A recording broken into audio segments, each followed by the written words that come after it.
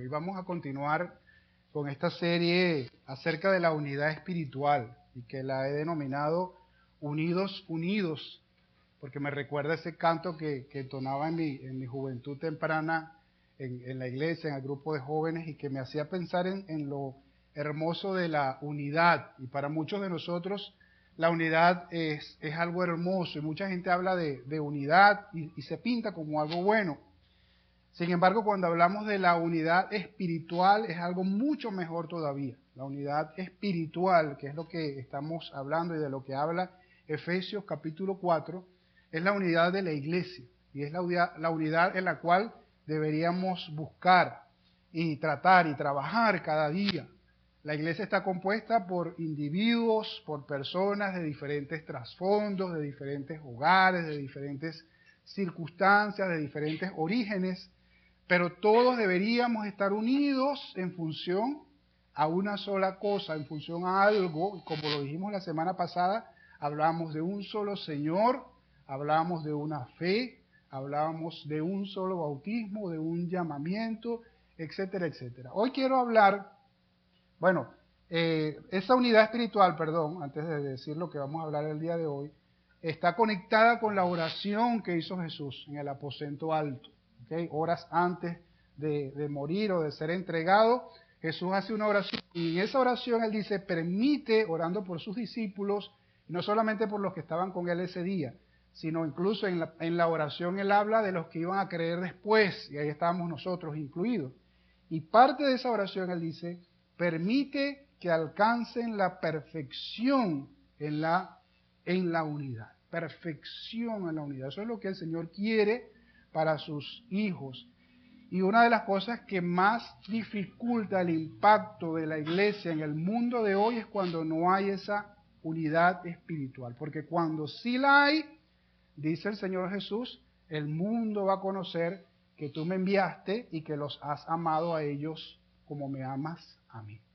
Entonces, volviendo a Efesios 4, el deseo de Dios para la iglesia es que haya unidad espiritual. Pero hoy quiero hablar específicamente acerca de la unidad para el crecimiento, y por eso el mensaje de hoy se llama Unidos para crecer. Unidos para crecer, basado en Efesios 4, los versículos 7 al 16, que le invito a que usted tenga allí a la mano, porque vamos a ir concentrándonos mayormente en esos versículos. Nosotros, como seres humanos, hemos sido testigos de nuestro crecimiento y hemos sido testigos del crecimiento de otras personas o de nuestros hijos, por ejemplo, llegaron al mundo como bebés y ha pasado el tiempo y ellos van creciendo, se van desarrollando, de bebés se convierten en niños, siguen creciendo, siguen ese proceso de crecimiento, todos pasamos por eso y llegamos a la adolescencia, otra etapa del crecimiento.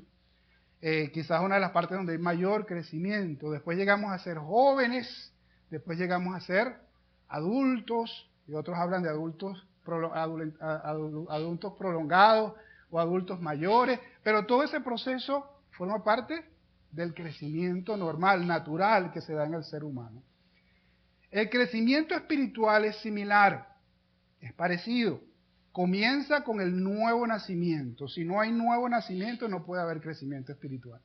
Porque la Biblia habla que Jesús dijo, es necesario nacer de nuevo. Cuando nacemos de nuevo, cuando nacemos espiritualmente, nos convertimos en nuevos creyentes. Somos como bebés recién nacidos espiritualmente y empezamos a alimentarnos y a conocer de qué se trata o de qué trata la vida cristiana. Y de nuevos creyentes, venimos a ser quizás creyentes maduros. No hay tal vez una clasificación como tal, pero vamos camino cada vez más a la madurez espiritual. Sin embargo, con el crecimiento espiritual hay algo fundamental, y es que no se puede lograr solo. No se puede lograr por sí solo. Nadie puede decir que nace de nuevo y a partir de ahí empieza un crecimiento espiritual si está aislado de algo que la palabra de Dios llama el cuerpo de Cristo. Porque hay una conexión entre el miembro o el cristiano, el creyente que forma parte del cuerpo de Cristo. Dios nos hizo parte de su cuerpo. ¿Y por qué es tan importante que estemos integrados en el cuerpo de Cristo? Porque en el cuerpo de Cristo, como lo vamos a ver ahorita, Dios nos ha dado algo que llamamos dones espirituales. Y yo quiero invitarles a que veamos en Efesios capítulo 4, los versículos 7 al 8. Dice la palabra del Señor: pero a cada uno de nosotros se nos ha dado gracia en la medida en que Cristo ha repartido los dones. Por eso dice: ascendió a lo alto, se llevó consigo a los cautivos y dio dones a los hombres. ¿A quién le está hablando el apóstol Pablo aquí en Efesios capítulo 4? ¿A quién le está hablando primordialmente? A la iglesia de Éfeso, a los creyentes de la iglesia de Éfeso, a los que conformaban la iglesia de Éfeso. Y él le dice a cada uno de nosotros, ¿cuáles son nosotros? Los creyentes en Cristo, los que forman parte de la iglesia. A cada uno de nosotros Dios nos ha dado gracia, Dios nos ha dado dones. Y ahí hay un juego de palabras entre la palabra que significa, la palabra griega charis, que tiene la idea de gracia, de regalo, y de la palabra que se traduce como dones, que es también un obsequio, es algo que se da sin merecer, ¿ok? Solamente se recibe sin merecer, por su pura gracia, por su pura generosidad. Dios ha dado dones. ¿A quién le ha dado dones? A los que han creído en Él, a los creyentes en Cristo. ¿Qué son los dones espirituales? Los dones espirituales son habilidades espirituales, capacidades espirituales que Dios le ha dado a sus hijos. No son lo mismo o no es lo mismo que talentos. A veces tenemos a confundir talentos con dones. Talentos son habilidades también, pero usualmente son cosas que ya teníamos aún antes de nacer de nuevo, aún antes de ser cristianos. Teníamos habilidades para la cocina, nos gustaba ayudar a la gente, teníamos habilidad de escribir bien, de dibujar bien, de cantar, de tocar un instrumento. Son talentos o habilidades, pero no son dones espirituales, porque no solamente aquí, en otros contextos, pero quizás hoy no es el tema central, se habla de habilidades espirituales que vienen cuando creemos en el Señor Jesús. De eso es lo que está hablando aquí. Dones espirituales, no son talentos, no son cosas que me gusta hacer, ni siquiera es el voluntariado de que yo me ofrezco y ayudo en lo que sea, sino que el tener un don espiritual me ayuda a definir mi papel, mi rol en el cuerpo de Cristo. Porque la iglesia es vista, según el Nuevo Testamento, como el cuerpo de Cristo. Y si yo tengo un don, eso hace necesario que yo forme parte del cuerpo de Cristo. ¿Por qué? Porque yo necesito poner mi don al servicio de los demás y yo necesito el don de los demás para yo también edificarme. Entonces, esos dones hacen necesaria la unidad. ¿Por qué? Y vamos a ver qué dice el texto. Y son tres cositas que quiero destacar hoy. Primero, tenemos diversos dones, pero tenemos un mismo propósito. Pablo comienza mencionando algunos dones, no son todos, algunos. Ni siquiera necesariamente porque sean los principales, sino por lo que implican esos dones. Ni siquiera porque sean mejores, aunque la Biblia habla en algún momento, procuren los mejores dones, aparentemente hay algunos dones que son mejores, sino más bien por su función y por su propósito. ¿Y cuáles son esos dones? Efesios 4, 11 y 12 dice: y él mismo constituyó a unos como apóstoles, a otros profetas, a otros evangelistas y a otros pastores y maestros, a fin de capacitar al pueblo de Dios para la obra de servicio, para edificar el cuerpo de Cristo. Y vamos a darle una miradita a esos dos versículos. De hecho, comienza diciendo, Él constituyó, pero en el idioma original, porque esa palabra constituir tal vez da la idea de nombrar a alguien con un cargo, con una función específica, pero en el idioma original lo que dice es que Dios dio a la iglesia y empieza a nombrar eso. Y dice, dio a quienes, a unos como, y ahí están 4 palabras o 5 palabras que quiero destacar. A unos como apóstoles, a otros, dice, profetas, a otros, dice, evangelistas, y a otros, algunos dicen que es una misma función, pastores y maestros.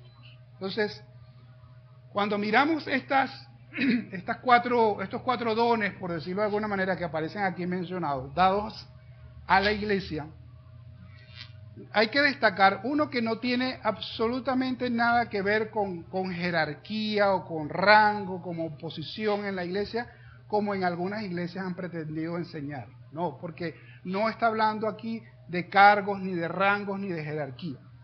¿Quiénes eran los apóstoles? Apóstoles fueron los primeros que escogió el Señor Jesús. Primero fueron discípulos, porque los escogió, y luego los comisionó. Y cuando una persona era comisionada, la palabra apóstol significa comisionado o enviado o designado para algo, para un propósito.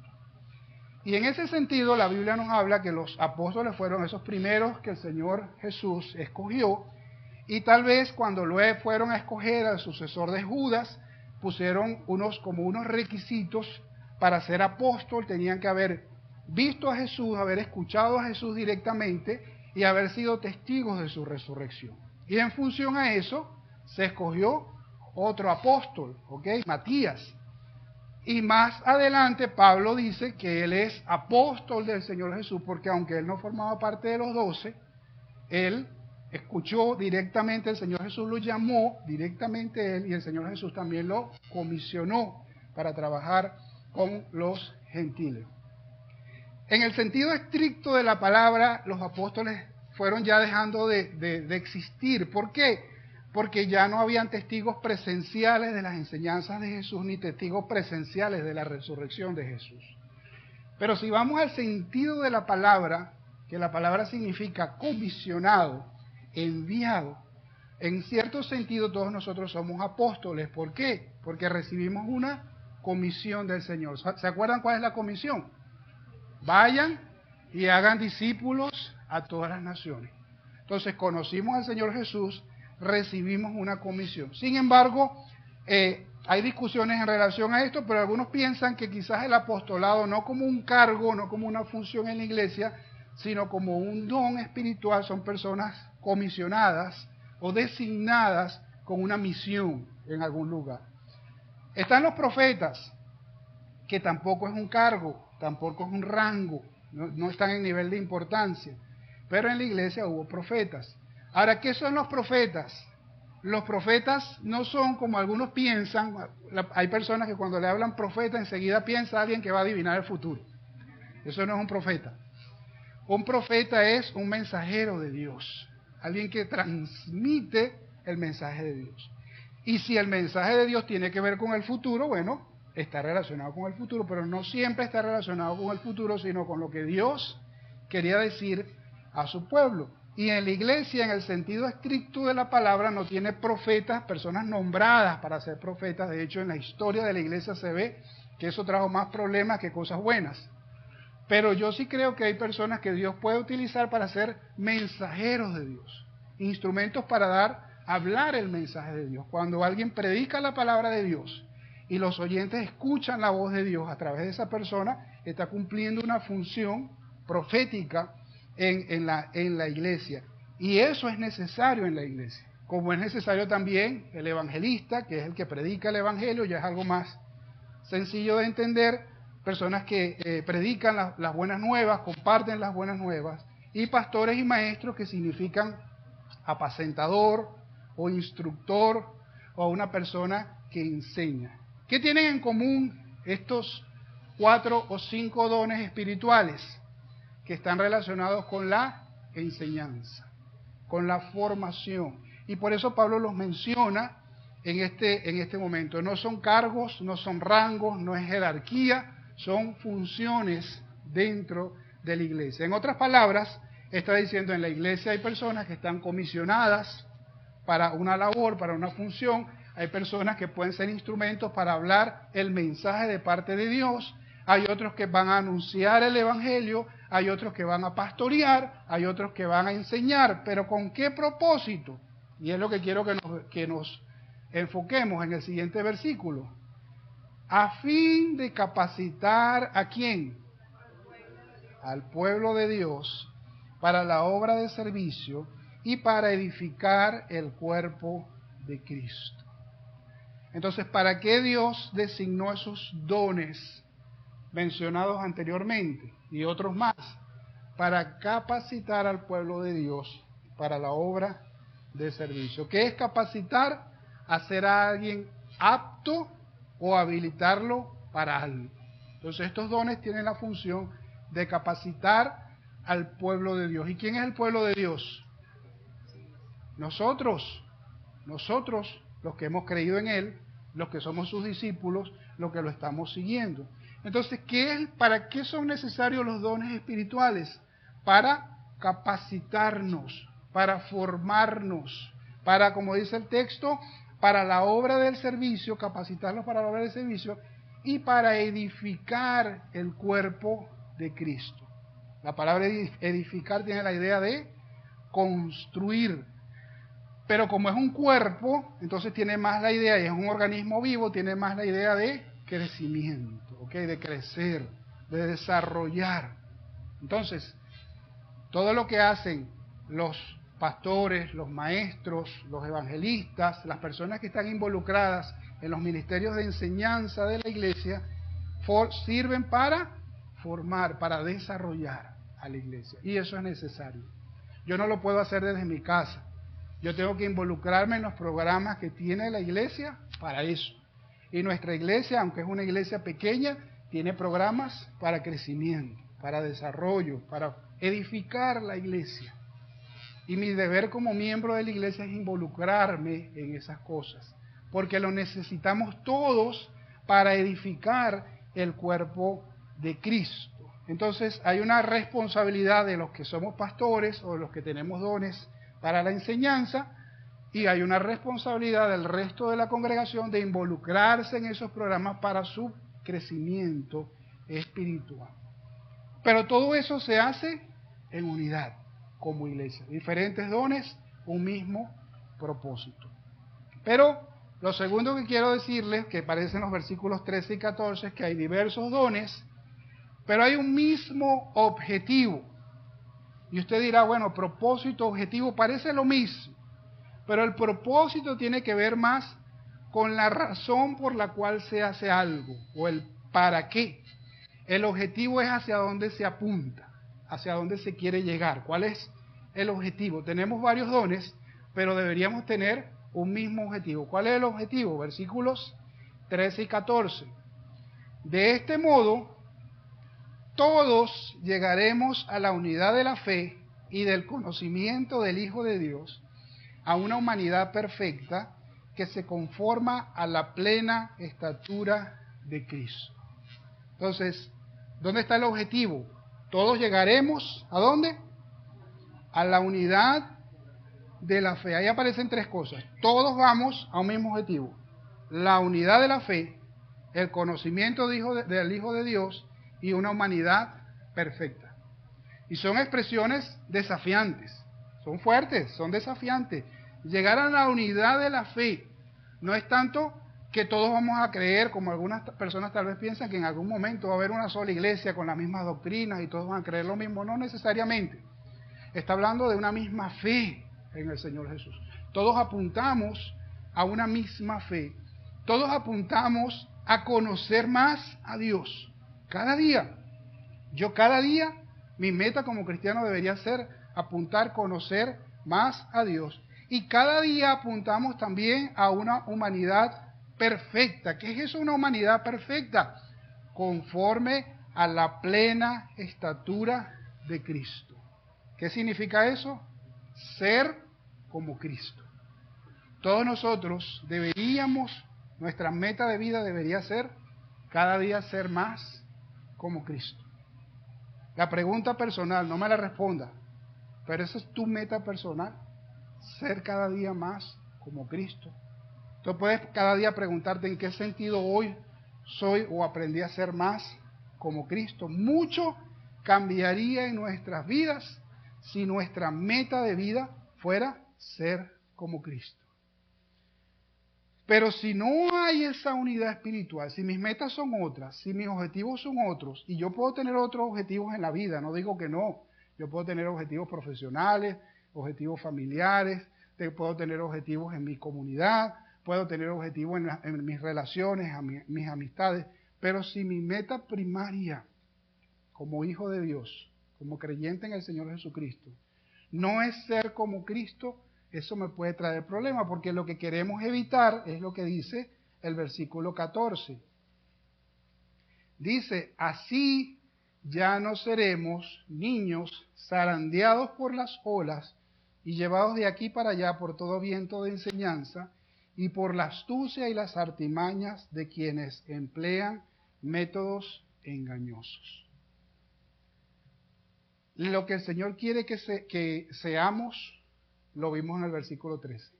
Lo que el Señor no quiere que seamos está en el versículo 14. Que seamos todavía niños fluctuantes.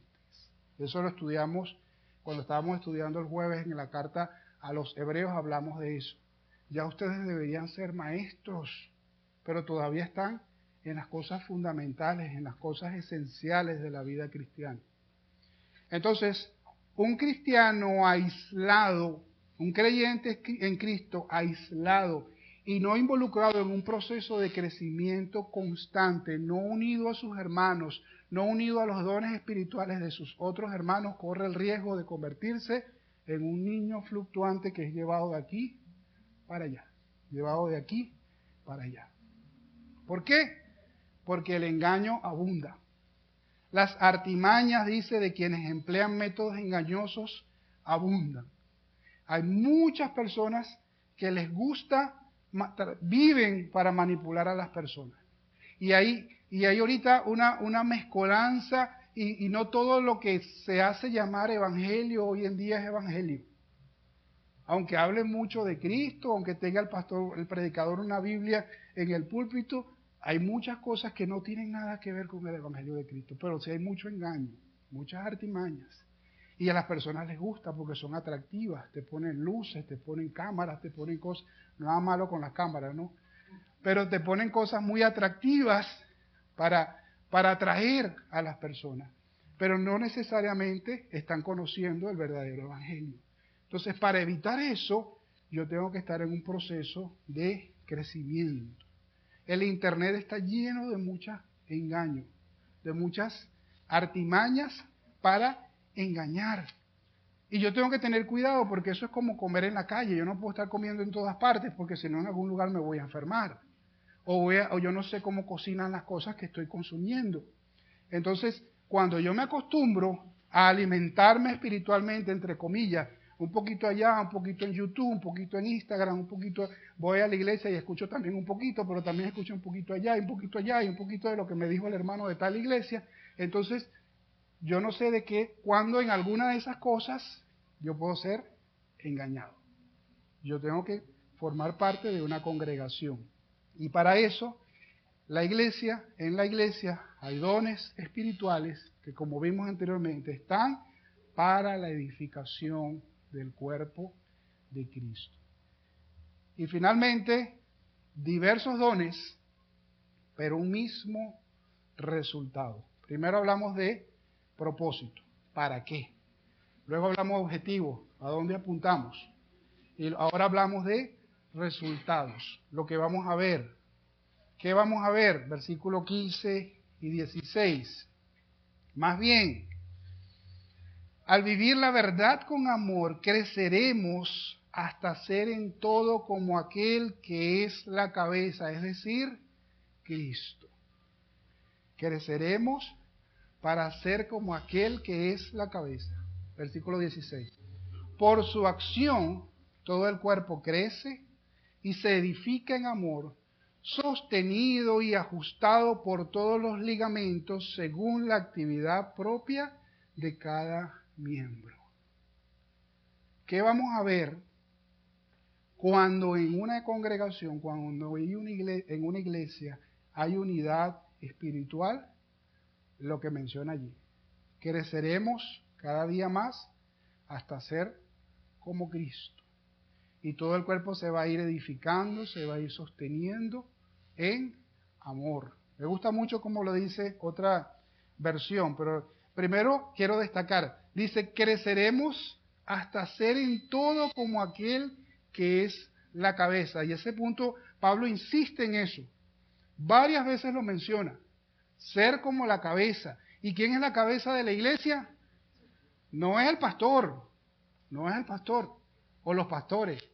La cabeza de la iglesia es Cristo.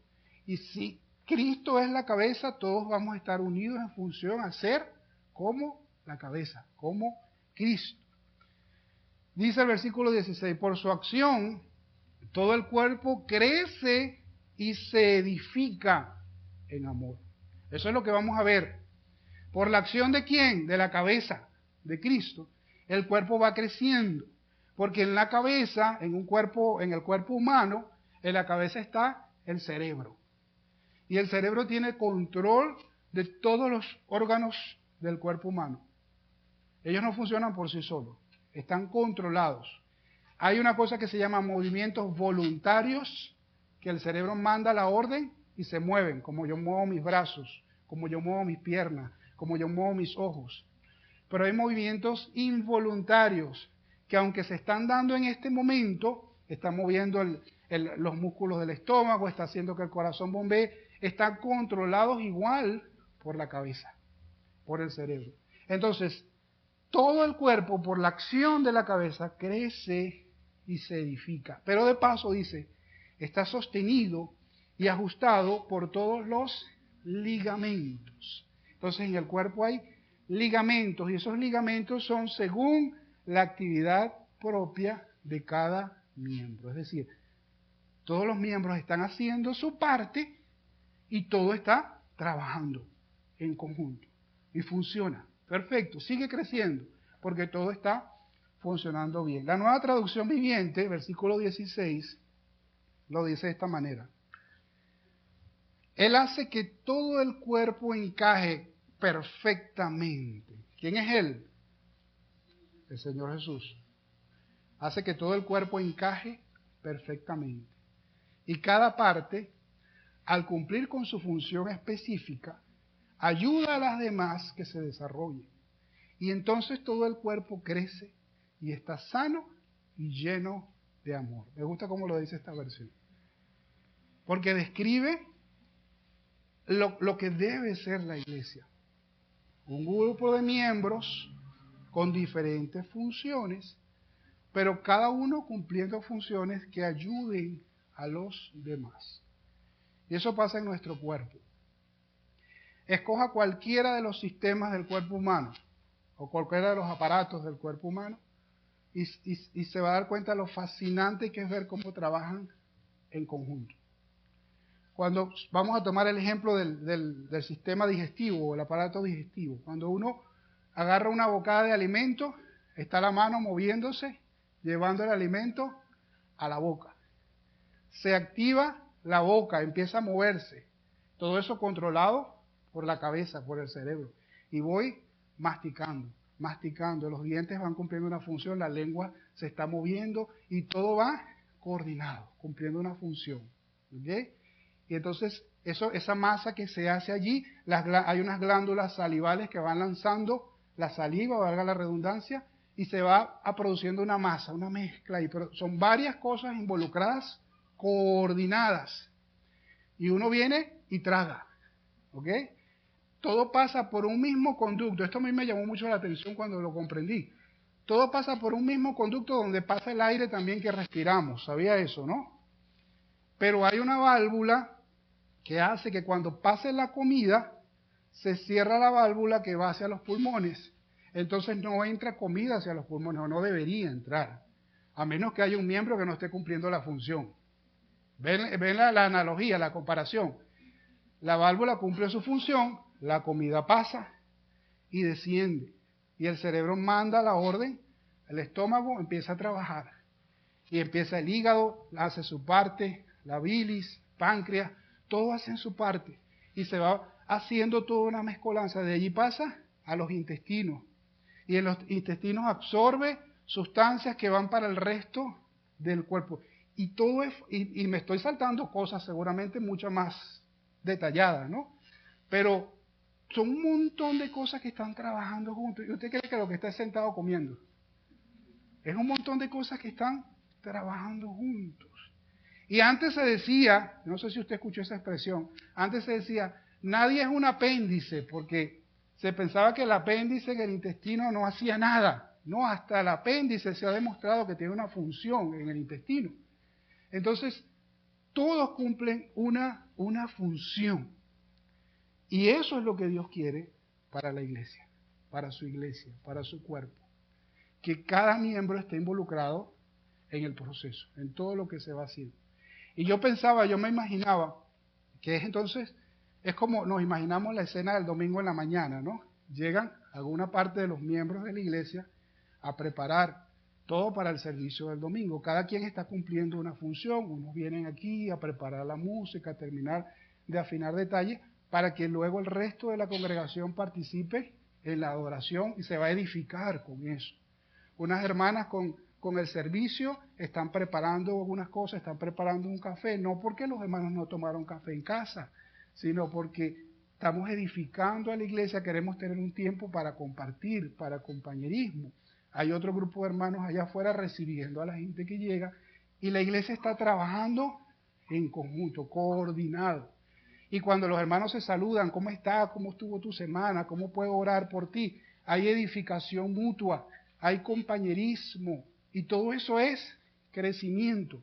Se va dando el proceso de crecimiento porque todos están trabajando, la congregación entra, hay unos porteros que le reciben, le dan la bienvenida, si hay algún visitante, algún hermano se le acerca, lo saluda. Todo es un proceso complejo, pero que se debe dar naturalmente.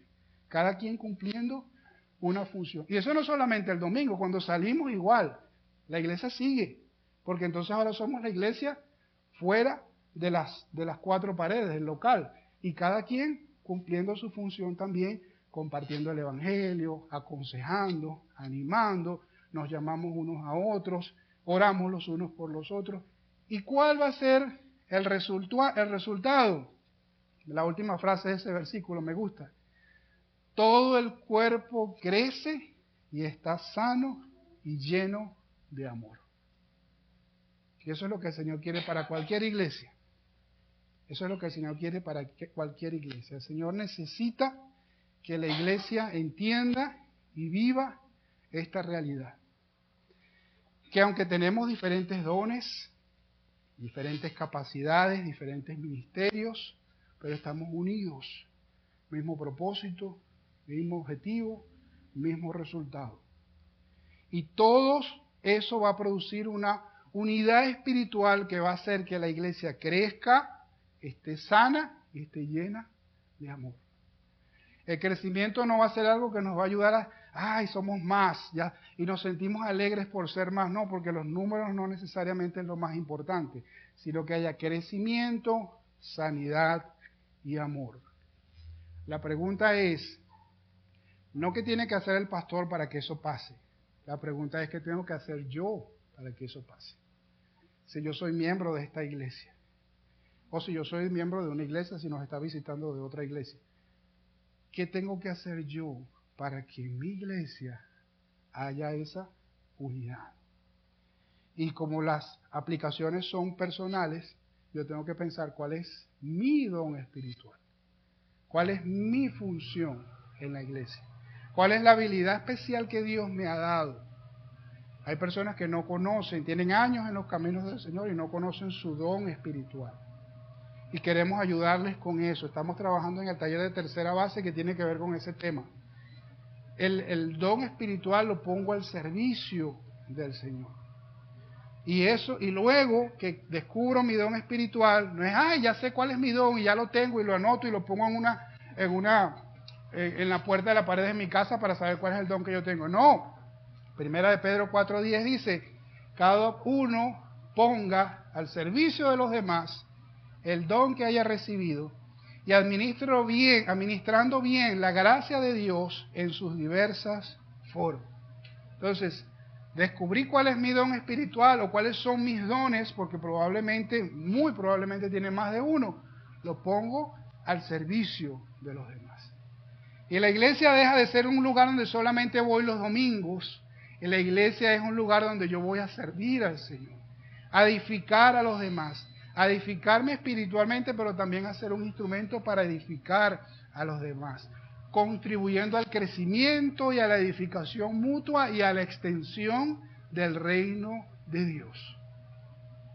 Y vamos a ver el resultado de lo que mencionamos anteriormente. Pero lo fundamental, si no ha pasado en tu vida, en alguno de los que están aquí presentes, para involucrarme en la iglesia, primero tengo que nacer de nuevo. ¿Okay?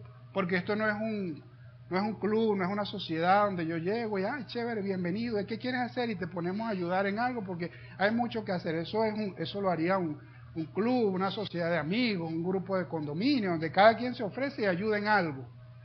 Pero la iglesia no funciona así, la iglesia funciona, o debería funcionar, con dones espirituales.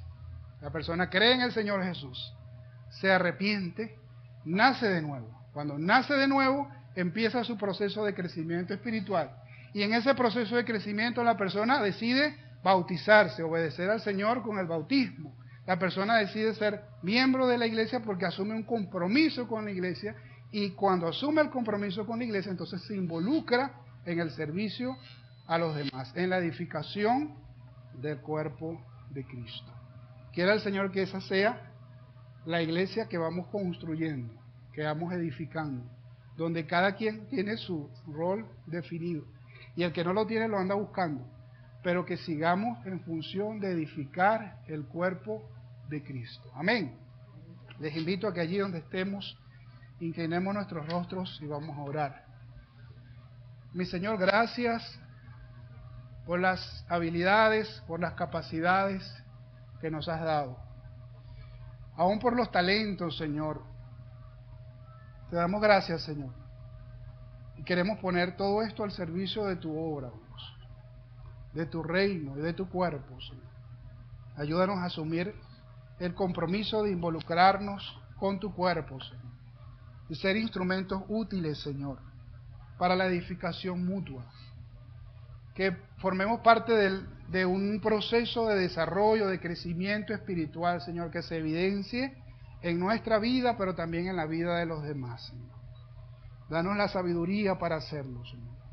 Si hay alguien en esta mañana que ha escuchado el mensaje y ha sentido esa necesidad de formar parte del cuerpo de Cristo, Señor, toca su corazón. Ábrele su corazón, Señor, para que pueda reconocer que es pecador, confesar sus pecados al Señor, a ti, Señor, pedirte perdón y entregar su vida a ti para el servicio a tu obra, Señor. Oramos, Señor, para que bendigas nuestra iglesia. Solo tú sabes los planes que tienes para con nosotros en el futuro, y por eso nos ponemos en tus manos, para que todo el cuerpo, Señor, bien concertado, bien unificado, Señor, trabajemos juntos, unidos en amor. Oramos en el nombre de Cristo Jesús. Amén. Amén.